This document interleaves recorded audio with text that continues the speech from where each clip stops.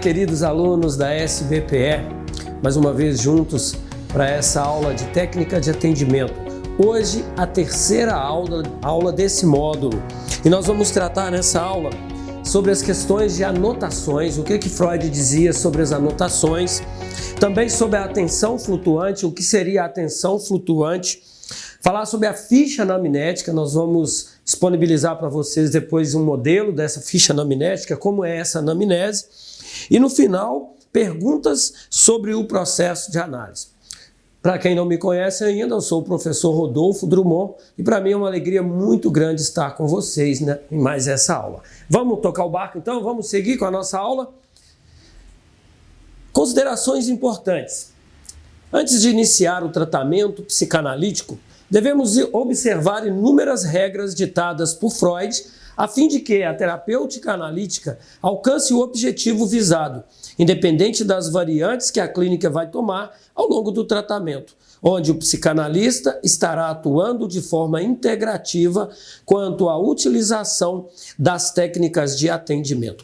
Essa é a perspectiva da nossa sociedade, trabalhar de forma integrativa. Por isso que vocês estudam várias teorias e dentro de cada uma dessas teorias, uma forma de estar atendendo, de estar trabalhando a sua clínica, né? Bem, sabemos, a SBPE é uma sociedade, uma escola, uma instituição que preza por essa psicanálise integrativa. Estudamos Freud, estudamos Lacan, estudamos Melanie Klein, Winnicott, Reich, Jung, e aí para cada uma dessas teorias nós também utilizamos as técnicas respectivas, né? Quanto às anotações, então vamos lá já o primeiro slide que vai falar quanto às anotações. É muito importante isso, você aluno, você que já está próximo de começar a atender, de fazer o seu estágio, ó. Todos os iniciantes na prática da psicanálise possuem uma série de dúvidas de ordem prática e operacional e que precisam ser sanadas em maior número possível durante o seu período de curso. Uma dessas dúvidas diz respeito à realização ou não de anotações durante as sessões na frente do analisado. Então é isso que nós vamos ver agora. Vamos ver qual era a visão de Freud quanto a anotar, a você estar diante de uma análise e fazendo as anotações. Vamos lá? Em certos casos clínicos de Freud, é possível verificar, por exemplo, o quanto certos dados cronológicos foram extremamente relevantes para o atendimento da doença do paciente. Quando nós pegamos os artigos, né, lá, os livros de Freud, a gente vai ver o quanto que ele é importante essas definições de datas, né, principalmente nos casos clínicos que ele descreve lá, né, nos estudos de caso dele. Então, isso é muito importante. Quer dizer, anotar, nós vamos ter que anotar. Principalmente questões de datas, né? Vemos, portanto, que os registros escritos são de fato muito importantes, tanto para a elaboração de um relato do caso, quanto para a própria condução do tratamento. Então, é importante e é necessário que se faça, sim, anotações. Para Freud, não é adequado o analista anotar na frente do analisado as considerações de suas falas, principalmente quando a fala se trata de uma confissão. O analista deve reter de memória o conteúdo entregue e agilizar as anotações posteriormente, quando o analisado já não está mais no setting. Ou seja, tudo que você entende que é importante, você precisa tentar o máximo, tirando a ficha anamnética, é claro que você vai fazer ali junto com ele. Mas vamos levar em consideração outras anotações. O que ele está relatando, né? O que ele está dizendo, digamos ali, na livre associação, né? Ele está falando e tudo bem que você precise reter alguma coisa. É muito importante que você tente não fazer isso na frente dele, principalmente se você usa a posição da sua poltrona e ele no divã, você em frente a ele. Então você deve estar sempre ligado naquilo que ele fala e não deixando ele perceber que você está fazendo anotação. Então não é interessante anotar na frente dele, ter um caderninho, ter alguma coisa para fazer isso na frente dele. É importante você ficar atento e assim que ele sair do setting, aí você vai lá, você pode ter o seu rascunho ou mesmo na sua ficha anaminética, os espaços para essas considerações e aí você anotar então. Por outro lado, sabemos também que nem todos os analistas são dotados de uma alta capacidade de memorização. E além disso, as próprias questões inconscientes do analista podem acabar influenciando suas lembranças relativas às sessões. Quer dizer, esse também é outro dado interessante. Nem todo mundo tem a memória boa, né? E também você acaba sendo roubado pelo conteúdo do seu inconsciente. Mas ainda assim, o máximo que você puder evitar de estar anotando o que ele está te contando, principalmente se ele estiver ali fazendo uma confissão de algo, né? Você não pode deixar ele perceber que você está criando um documento, está documentando aquilo com anotações na frente dele. Contudo, essa maneira de proceder, não fazendo anotações na frente do analisado, torna-se bastante simples e rotineira. E o analista vai adquirindo cada vez mais essa habilidade de reter o conteúdo e seus pontos analíticos. Porém, o analista não deve deixar de fazer as anotações importantes e que mais se destacou na fala do analisado. Mais um. Então vamos lá, deixa eu comentar esse slide, né? Então, olha, uma questão que você deve de ficar tranquilo é que com o tempo, claro que quando você começar os seus atendimentos, talvez você não consiga reter tudo, mas à medida que a experiência, né, você for adquirindo essa experiência no manejo do seu setting ali, do seu trabalho, dos seus atendimentos, vai ficando mais fácil, você vai retendo, vai guardando e vai chegar um momento que talvez você nem queira mais ficar fazendo muitas anotações não. Vai ficar tudo bem gravado, né, na sua memória. No texto de 1912, chamado Recomendações aos Médicos que Exercem a Psicanálise, Freud nos dá algumas dicas de como solucionar esse problema. Vejamos o que o pai da psicanálise diz. Lembre-se, você é um psicanalista e não um estenógrafo. Não dá para tratar um paciente e escrever ao mesmo tempo. Ninguém consegue realizar duas atividades ao mesmo tempo. Logo, se você está preocupado em anotar tudo o que o paciente diz, sua tarefa de fazer a análise acontecer será deixada de lado. Ou seja, isso é um lembrete do próprio pai da psicanálise. Né? Você não é um estenógrafo, ou seja, a estenografia seria aquela técnica que os jornalistas antigamente, né, quando não tinham a tecnologia que a gente tem hoje, faziam aquelas anotações por símbolos, né? Então a pessoa estava falando, ele conseguia escrever tudo e depois ele traduzia aquela simbologia. E então Freud vai dizer que nós não somos esse tipo de profissional. Então nós não temos que ficar preocupados em ficar anotando tudo que ele está dizendo, nós temos é que ficar atento a essas falas e principalmente o que o corpo da pessoa, o que o corpo do seu analisando está dizendo, o movimento dele, né? Então já pensou o quanto que você vai perder de elementos muito importantes, muito relevantes, se você ficar preocupado em anotar, em escrever? Você vai perder muito mais do que talvez aquilo que ele realmente está falando, mas você vai perder o gestual dele, o movimento que ele está expressando ali na sua fala, que é muito importante para o processo de análise. Não se deve anotar tudo o que o paciente diz. Além disso, a grande maioria dos pacientes em análise se sente desconfortável, intimidada e frequentemente percebe que você deixou de lado a análise e está focado apenas em anotar tudo o que ele fala, às vezes até pedindo para repetir. Ou seja, às vezes você preocupado em anotar, o seu analisando vai ficar desconfortável. Foi algo que Freud percebeu. Se você está preocupado e às vezes até perguntando, peraí, volta aqui, o que você falou mesmo? Deixa eu anotar isso aqui é importante. Ele vai sentir que ele não é tão importante para você naquele momento. A fala dele que é importante. Então é ele que tem que sentir um grau de importância na vida do seu analista. É isso que é importante para o nosso processo, a gente entender. Ele não pode sentir que o que ele fala que é importante para você. Claro que é, né? É muito importante o que ele está nos dizendo. Mas a relação que nós precisamos estabelecer com o nosso analisado é que ele é o mais importante para nós.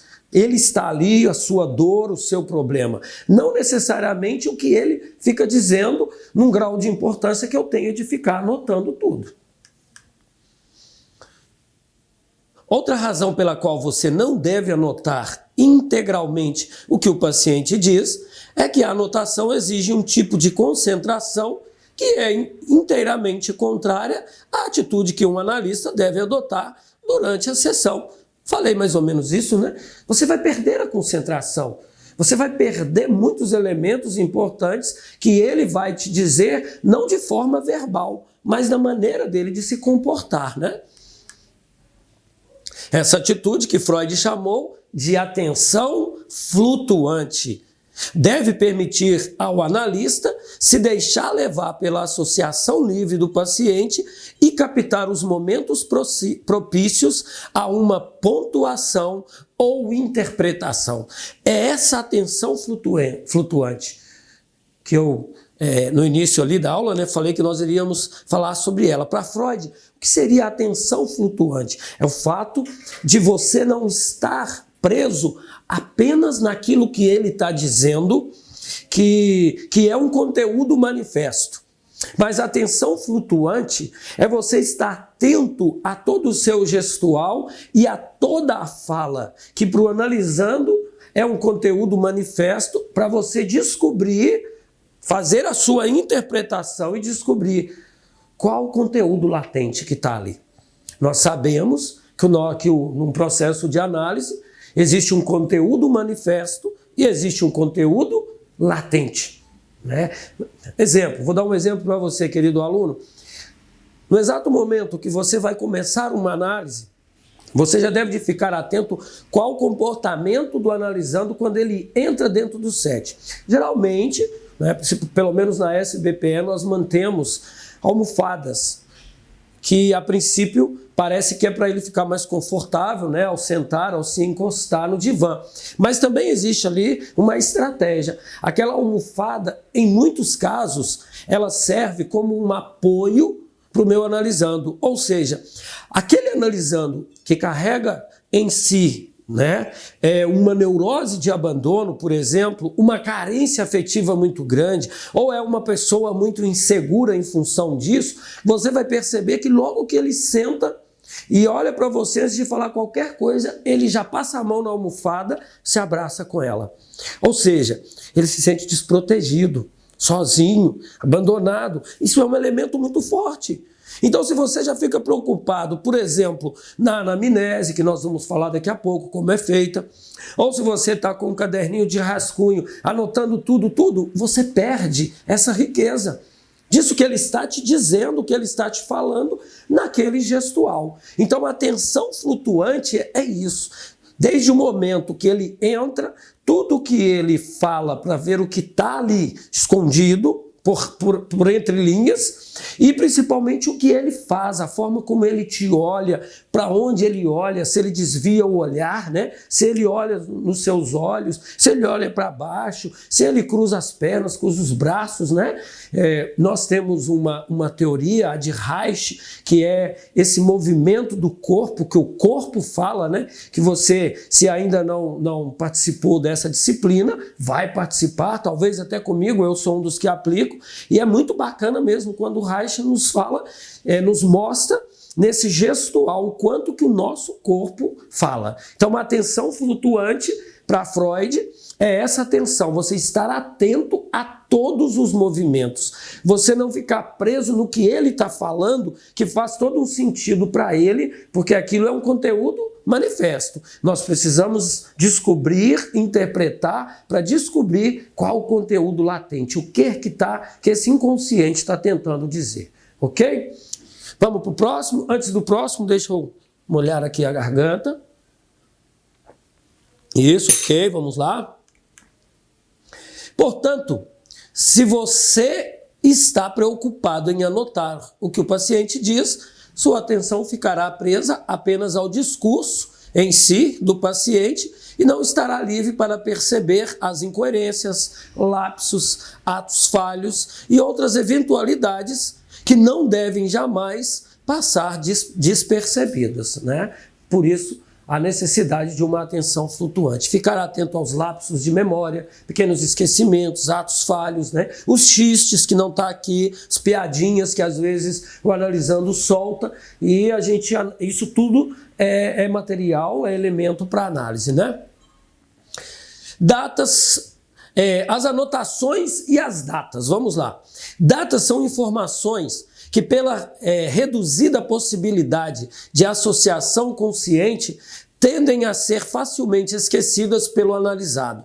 Por outro lado, são altamente relevantes para o analista para a compreensão do caso e, pois, muitas vezes são significantes e estão intimamente associados a eventos cruciais da história do paciente. Logo, se há datas mencionadas na fala, anota-se posteriormente ou imediatamente de uma forma disfarçada. Eu particularmente, vou dar esse exemplo para vocês, eu gosto muito de quando estou fazendo anamnese e eu não me prendo numa anamnese que seja feita só num dia, no primeiro encontro, talvez até no primeiro, e é muito importante, faz parte da atenção flutuante, talvez no primeiro dia você nem consiga fazer a sua ficha anamnética. Talvez é importante, porque às vezes, o analisando, ele está tão abafado com o seu problema, com a sua dor, com o seu sofrimento, que ele já chega e vai descarregando. Você não deve cortar. É um toque que eu dou para você, né? Não corte, deixe ele. Vai haver um momento propício para você fazer as perguntas que pede lá na ficha anamnética. Então, muitas vezes a gente pensa que já no primeiro encontro, ele já entra dentro do set, você já vai perguntar o nome, estado civil, profissão, data de nascimento. Não, você deve ficar atento a todo o movimento. Se o seu analisando é alguém que fala muito pouco, né? Aí tudo bem, você vai começar com a anamnese, a própria ficha anamnética já vai te dar um norte, já vai estimulá-lo a falar, né? Nós não temos que obrigá-los a falar, né? Mas em determinado momento a própria anamnese vai nos ajudar. Mas se é do tipo de analisando que ele já chega já te entregando, deixa ele entregar, deixa ele falar. Vai haver um momento certo para as anotações da anamnese. Na ficha anamnética, é esse o toque que eu quero dar para você, eu fico muito atento com datas mesmo. Por exemplo, a data de nascimento do analisando, a idade dele, né? A idade da esposa, se é casado ou do esposo, o nome, a data de nascimento dos filhos. Essas datas, elas vão nos ajudar muito para nós sabermos o que a pessoa estava vivendo naquele momento. Como estava a vida dela. Num determinado momento, quando você for trabalhar as questões da infância, da adolescência, data vai fazer toda a diferença, vai ser muito importante. É um elemento muito importante. Então nós temos que ficar atento a datas. Como a gente não vai guardar, é importante que se anote. No meu caso, eu sempre fico com a ficha anamnética à mão e faço as anotações na ficha anamnética. Como eu disse, às vezes eu gasto 3, 4 atendimentos para preencher toda a ficha anamnética. Eu não corro, não pressiono o analisando. Eu deixo fluir, eu deixo que ele se manifeste, que ele fale. O processo está ali acontecendo em função dele, da dor dele, do sofrimento dele. Ok, queridos? Vamos para mais um slide? Determinados, então, as anotações e os sonhos. Então, nós falamos das anotações e as datas. Agora as anotações e os sonhos, que também são muito importantes, né? Nós sabemos que Freud, ele delimitou 2 técnicas para o trabalho clínico dele, né? A livre associação de palavras e a interpretação de sonhos. No início, ele começou tentando outros trabalhos, outras formas de trabalhar, né? Mas em um determinado momento ele determinou, e aí nós entendemos que as duas técnicas que Freud desenvolveu para o seu trabalho clínico, a livre associação de palavras e a interpretação de sonho. Então, os sonhos são muito importantes para nós. Determinados sonhos e eventos da história clínica fornecem uma espécie de radiografia tão precisa da situação do paciente ou de uma fantasia inconsciente que, caso não sejam registrados, correm o risco de serem perdidos como informação para a confecção de um relato clínico. Então é importante. Só que aí que nós vamos ver, os sonhos são tão importantes que o analisado deve ser encorajado a anotar os seus sonhos e levar essas anotações para o analista. Nessa consideração, o anotar é muito importante por parte do analisado. Quer dizer, o sonho não somos nós que vamos anotar. Ele está lá relatando o sonho e você anotando. Não, você precisa encorajá-lo, estimulá-lo a ele, depois que ele sonhou, por exemplo, ele dormiu à noite. De manhã ele acordou muito incomodado porque teve um sonho muito nítido, muito claro. Então é importante que ele pegue um caderninho de anotação e anote aquele sonho. E traga esse sonho já escrito para análise. Então não é nós que devemos anotar o sonho, nós analistas. Nós devemos encorajá-los, estimulá-los a anotar esses sonhos. Então, por exemplo, num determinado momento da análise, o seu analisando levanta essa questão, né? Fala para você, fala, eu já vi falar que os sonhos são bons, é importante para o processo na psicanálise, eu sonho muito. Ah, é? Você sonha? Você se lembra do seu sonho? Sim, eu me lembro. Então quando você acordar, levantar pela manhã, antes de fazer outra coisa, tente anotar e traga para nós tentarmos interpretar. E aí, é claro, né? Se você não sabe como interpretar, em um outro momento, nós vamos trazer uma aula somente levantando essas questões de interpretação. Podemos trazer exemplos, né, de sonhos relatados como estudos de caso e aí a gente fazer as interpretações, ok? Mas de todo jeito você, querido aluno, você vai conseguir desenvolver essa técnica para interpretar o sonho do seu analisando quando isso for necessário, se isso é importante para ele, ok? Não se engane, se em reuniões e outros compromissos profissionais, fazer anotações pode ser vista como uma atitude que indica profissionalismo e seriedade, na análise, esse comportamento apenas provocará irritação e incômodo no paciente e tirará sua atenção dos reais objetivos do tratamento. Parece que nós estamos batendo muito em cima dessa questão de anotação, né? Mas é isso mesmo. É porque muitos alunos têm essa dificuldade, essa dúvida e nos perguntam muito. Então a gente está vendo aí, se em um determinado momento, numa reunião de negócio, é importante você anotar, no set analítico, não. Quanto menos anotações se fizer na frente do analisando, melhor é. Tá bom? Para que ele não corra o risco de se irritar, achando que você está dando muito mais importância para a sua folha de anotação do que propriamente para ele, ok? Agora sim, vamos lá. Ficha anamnética. Espero que não tenha ficado nenhuma dúvida quanto às anotações, né? Vamos para o ponto muito importante.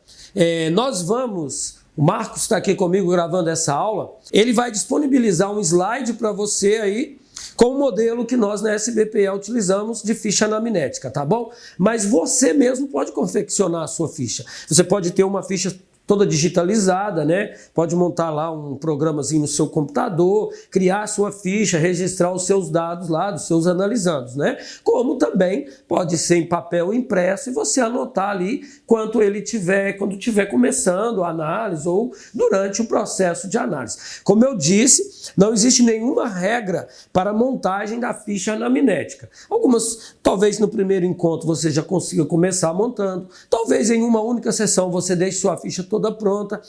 Quem vai determinar é o analisando. Aquilo, comportamento dele, o que ele trouxe para você, como ele está naquele dia. Às vezes o analisando já senta no divã e começa a chorar, e já entra em catarse, né? ali falando da história. Como que você vai ficar perguntando ele coisa para poder formar a sua ficha anamnética? Não dá, né? Não dá. Ficha anamnética é preenchida quando ele está calmo, tranquilo. Então imagina uma pessoa que está muito fragilizada.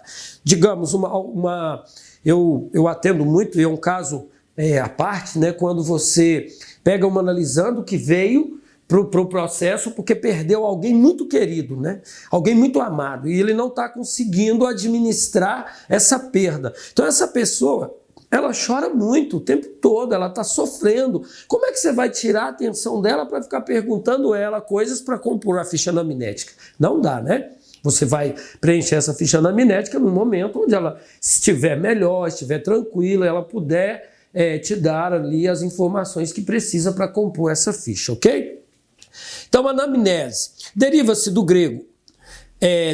grego ana, que significa trazer de novo, e mnese, que significa memória. Então, anamnese é trazer de novo a memória, né? O significado seria esse.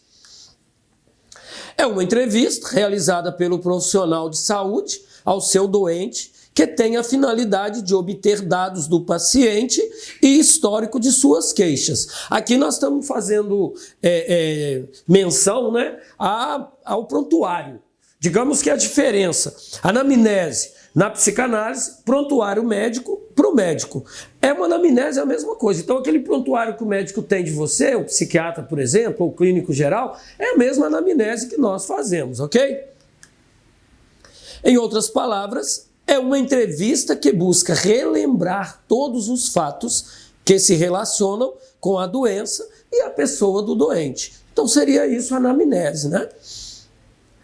Uma anamnese, como qualquer outro tipo de entrevista, possui formas ou técnicas corretas de serem aplicadas. Ao seguir as técnicas, pode-se aproveitar ao máximo o tempo disponível para o atendimento. Importante para ajudar a produzir um diagnóstico seguro e o direcionamento para um tratamento correto. Quando nós falamos em diagnóstico, né, nós estamos dizendo da medicina. Lembrando que nós, psicanalistas, não estamos aptos ou autorizados para diagnosticar doença. Claro que nós vamos diagnosticar ali um problema, uma situação, né, fazer toda uma interpretação da fala, e a anamnese ela já é esse primeiro encontro, esse primeiro, digamos, um pontapé inicial para a análise. Em muitos casos, né, em muitas análises, a gente começa já no primeiro dia e, como eu disse, ela nos ajuda de alguma forma para abrir a fala quando analisando é muito fechado, né? É muito introspectivo, muito calado. Ela nos ajuda. Quando é aquela pessoa bem articulada, extrovertida, até que nem precisa desse sentido, dessa técnica, né? A nossa ficha anamnética, sabe-se hoje que a anamnese, quando bem conduzida, é responsável por 85% do diagnóstico na clínica médica, liberando 10% para o exame clínico ou físico, né? E apenas 5% para os exames laboratoriais ou complementares, né? Então esse dado aqui seria a anamnese ou prontuário feito pelo médico. Geralmente na clínica psicanalítica, a anamnese precisa também ser bem conduzida. Porém, os seus dados anamnéticos representam um percentual pequeno na formação do diagnóstico. Na verdade, a anamnese na clínica psicanalítica é exatamente para a gente ter ali um ponto de referência de quem é o meu analisando. Nós vamos conhecê-lo a princípio, né, naquele primeiro momento, através daquela anamnese. Por isso que não precisa ser corrida. Se você conseguir fazer ela num encontro, numa sessão, bacana. Se não, você continua no segundo, no terceiro, no quarto, como eu disse, não precisa correr. A anamnese vai te dar essa condição de você conhecer o histórico, quem é aquele seu analisando. Para estabelecer o diagnóstico correto, o analista depende das respostas advindas no processo de análise, muitas vezes desconhecidas ou camufladas na entrevista anamnética. Exatamente. No decorrer do processo, muita coisa que não foi dita na anamnese, porque também lá não tem tudo, né? Vai vir, né? Com o passar do tempo, com o processo em andamento. Muitas vezes, por isso que eu digo que não é necessário, né, tão importante fazer a anamnese logo no primeiro encontro, porque ainda não existe uma relação ali de confiança. Então, muita coisa que ele acha que você está perguntando ali pode se tornar meio invasivo, né, na mente dele, no pensamento dele, então ele não vai responder, ou ele vai falar que esqueceu, que não sabe. Mas não preocupe, porque no decorrer do processo isso virá à tona, com certeza. Então, a anamnese é uma entrevista utilizada por médicos, psicólogos e psicanalistas que possuem informações para poder estabelecer uma avaliação de tratamento e diagnóstico do indivíduo. É a base a partir da qual se pode estabelecer uma linha inicial de trabalho médico ou psicoterapêutico, né? Pretende-se que se consiga obter o máximo de informação possível sobre a história e o passado do sujeito. Tem de se ter em conta não só o que é dito, mas também como é dito, bem como observar a linguagem corporal do indivíduo, né? Atenção flutuante. Quer dizer, mesmo na anamnese, você já está ali com a atenção flutuante. Para cada pergunta, principalmente quando você pergunta para ele, né? Me fale da sua infância, como foi a sua infância? A anamnese tem esse espaço.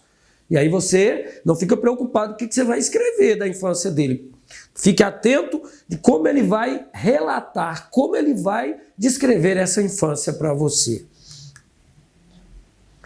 São indispensáveis os aspectos da realidade, mas também das representações e do imaginário, da vida interna e da vida externa do sujeito. Segundo uma perspectiva psicanalítica, dá-se mais importância aos aspectos emocionais do que cognitivos, sendo essenciais os conflitos internos, os fantasmas e a vida psíquica do paciente. Ou seja, quando ele está falando, quando você... essa parte cognitiva, né? A percepção que ele tem da vida, do que está acontecendo, e ele descrevendo isso está muito no campo da consciência, daquilo que ele tem consciência. Seria um conteúdo manifesto dele, né? Nós temos que ficar atento para descobrir o que está preso ali, né? O que está latente, qual o conteúdo latente, né? Elementos da anamnese. Agora vamos falar um pouquinho dos elementos dessa ficha anamnética, do que está ali naquela anamnese. A identificação. A identificação é o início do relacionamento com o paciente. Adquire-se o nome, idade, sexo, etnia, estado civil, profissão atual, profissão anterior, local de trabalho, naturalidade, nacionalidade, residência atual, né, etc. Quer dizer, se você quiser compor você mesmo a sua ficha anamnética, esses dados aqui, essas informações que ele vai te dar, faz parte da identificação, ou seja, é aqui que você vai identificar, né, a formação dele, né, o grau de instrução, até quando que ele estudou, se ele ainda estuda, né, faz parte também, não está aqui, mas faz parte, é importante, tá? Outro elemento, a queixa principal. O paciente pode estar envolvido com várias queixas que o levou a buscar ajuda, mas o analista precisa verificar se há a queixa principal. Na ficha que nós vamos disponibilizar para você, creio que está lá, queixa principal e queixa secundária. Você vai trabalhar a princípio com essa queixa principal. Eu gosto de dizer que muitos a gente nem pergunta, né, na anamnese. Eles mesmos já vão dizendo o que está doendo, qual o problema, né? Se a queixa principal é o final de um relacionamento. Vocês lembram que na aula passada nós falamos quando o analisando vai procurar a psicanálise, vai procurar a análise, né? Diante de eventos ao longo da vida, situações de dificuldade, mudanças, né? Perda de ente querido, um casamento, uma separação, né? O nascimento de um filho, tudo aquilo que impacta na vida da pessoa é um evento que marca a vida dela, possivelmente vai ser um gatilho que vai disparar e que vai levar ele a a não sentir que tem controle ali naquele momento, ou despertou nele muita insegurança, despertou nele muito medo, nervosismo, sofrimento, estado depressivo, e aí aquele episódio que foi o gatilho, possivelmente vai ser a queixa principal que ele vai trazer para você, né? Outro elemento, o histórico da queixa. O histórico da queixa busca registrar tudo que se relaciona às queixas ou à queixa principal. Sintomatologia, época de início, história da evolução da queixa, entre outros. Dar focos nas variantes. Onde isto começou? Quando isso começou? E como começou? Então aqui você já está trabalhando a queixa dele, o histórico da queixa dele. Quando ele relatar para você, eu estou aqui porque eu não tenho tido muito entusiasmo, vontade de sair, tenho andado muito triste, tenho andado chorando demais, né? Aqui, aí você vai perguntar, onde isso começou? Quando? Como foi?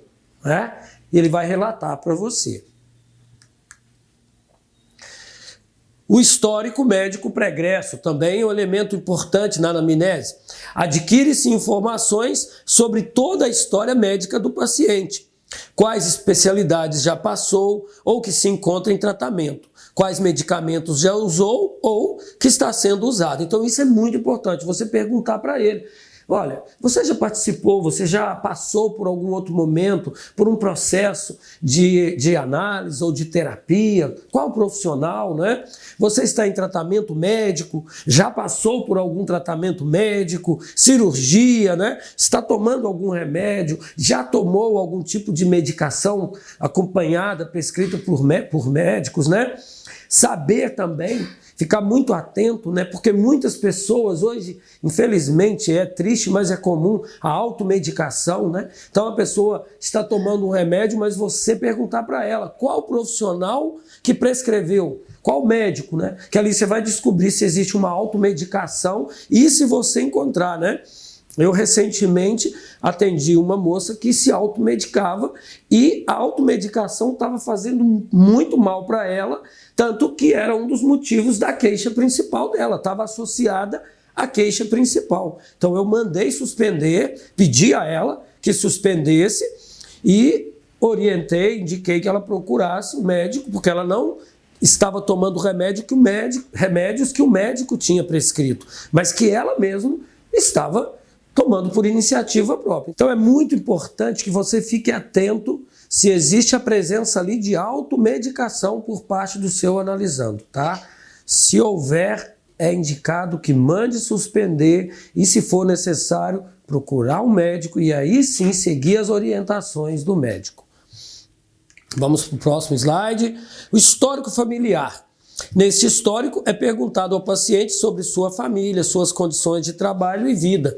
Procura-se alguma relação de hereditariedade das doenças e queixas. Ou seja, se ele te traz ali um diagnóstico de depressão, por exemplo, então é muito importante que você vasculhe o histórico familiar dele. Quem mais da família teve depressão? Pai, mãe, avó, avô, tio, né? Muito, mas muito importante esse histórico familiar também para o nosso processo.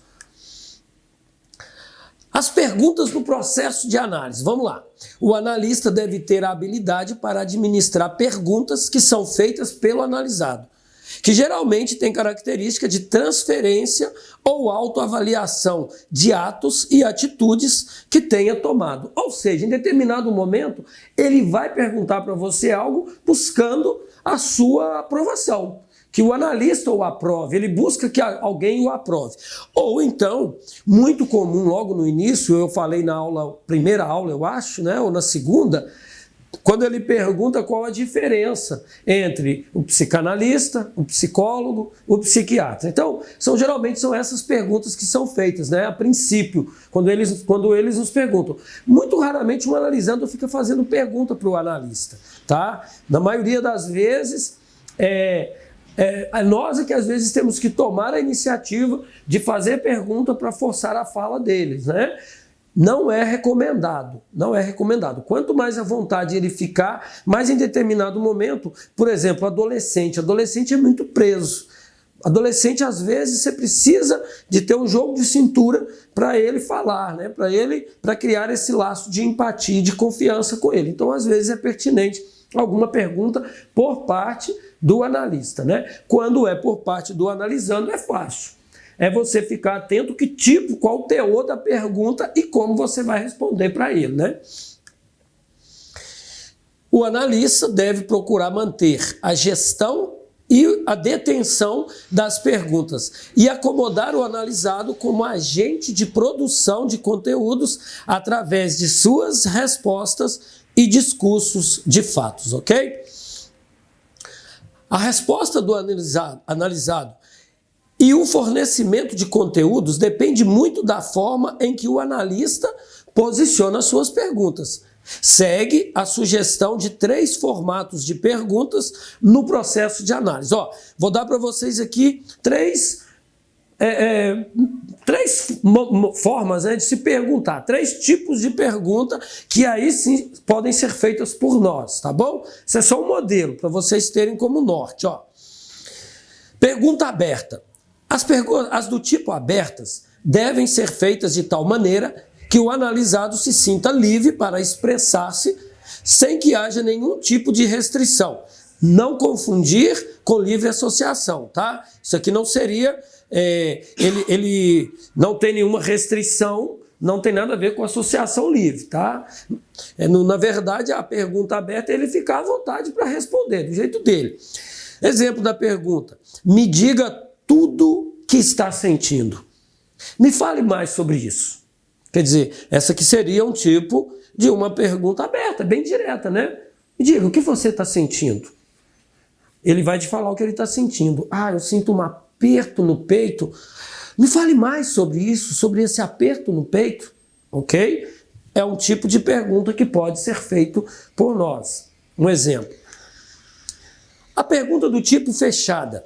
As perguntas fechadas servem para que o analista complemente o que o paciente ainda não falou ou não foi claro, com questões diretas de interesse específico do analista. Então a fechada é sua, você que é o analista, ela é do seu interesse. Ao exemplo, sente-se pior quando lembra do que a sua mãe lhe dizia quando criança? Ok? Essa é uma pergunta do tipo fechada.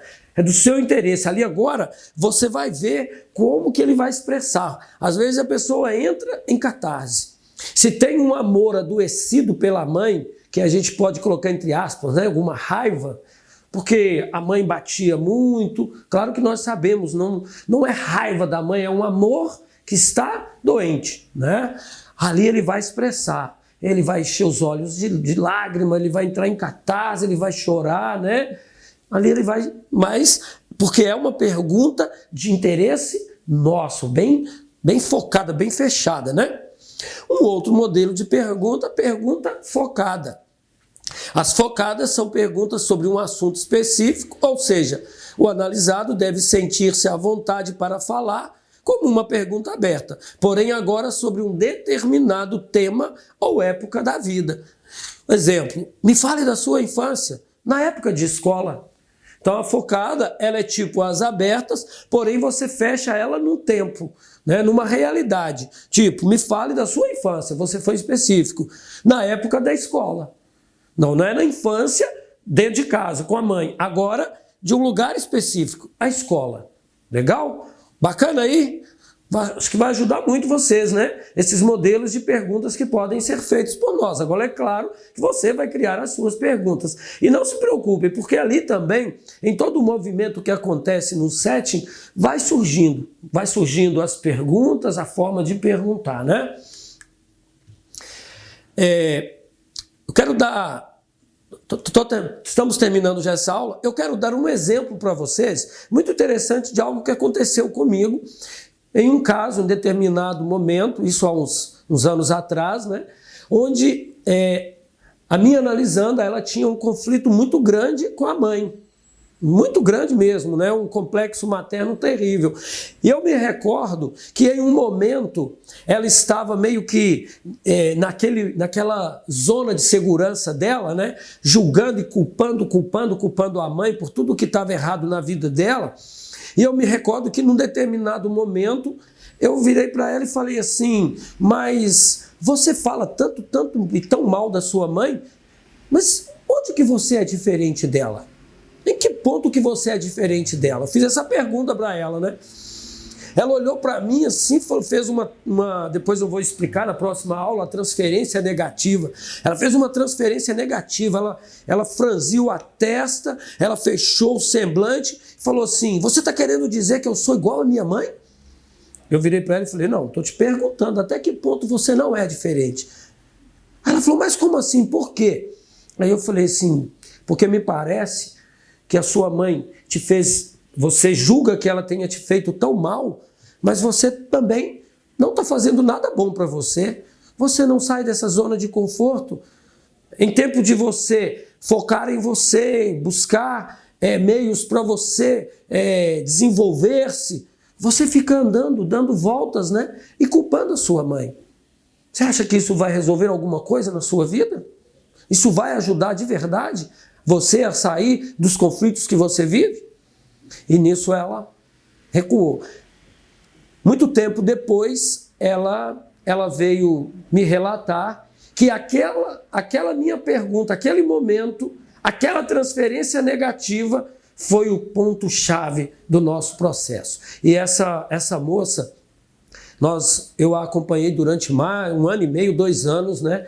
E era uma pessoa depressiva que tinha um histórico de tentativa de suicídio por 2 vezes. Essa mulher se transformou. A psicanálise levou ela a se encontrar numa dimensão tão grande que hoje ela é uma mulher muito, muito vencedora, muito feliz, livre de qualquer risco de suicídio, se cuida bem, trata-se bem, se ama, né? Esse é o processo, esse é o objetivo, segundo Freud, levar analisando esse indivíduo a recuperar a capacidade de se amar, né? Porque é ali que tudo vai acontecer e que a cura virá, né? As perguntas no processo de análise, sequência ativa, analítica. O analista deve estabelecer no processo de análise a sequência ativa das perguntas. Exemplo, uma pergunta fechada vai gerar uma aberta, que pode gerar uma focada, que existe uma outra fechada, que facilita uma aberta, etc, etc. Ou seja, os exemplos que nós demos ali, sempre dentro do processo, quando você entra nessa para perguntar, sempre uma vai puxar a outra. Né? Você não fica só isoladamente em uma pergunta, existe uma sequência. Ali na análise existe uma sequência, possivelmente, de perguntas. Pergunta aberta, que vai dar origem a uma fechada ou uma focada, e ali vai. Mas não se preocupem, porque isso tudo acontece e você percebe o movimento dentro do set analítico. E é muito legal quando isso ocorre, ok, pessoal? E nós vamos ficando por aqui. Espero que esse conteúdo possa ter e venha ajudar muito vocês no trabalho de vocês. Lembrando, façam perguntas, coloquem na plataforma de estudo, que quando nós terminarmos esse módulo, vamos gravar uma aula só respondendo essas perguntas para vocês. Ok? Tudo de bom, fiquem com Deus, Deus abençoe, um abraço forte e até a próxima aula, se Deus quiser.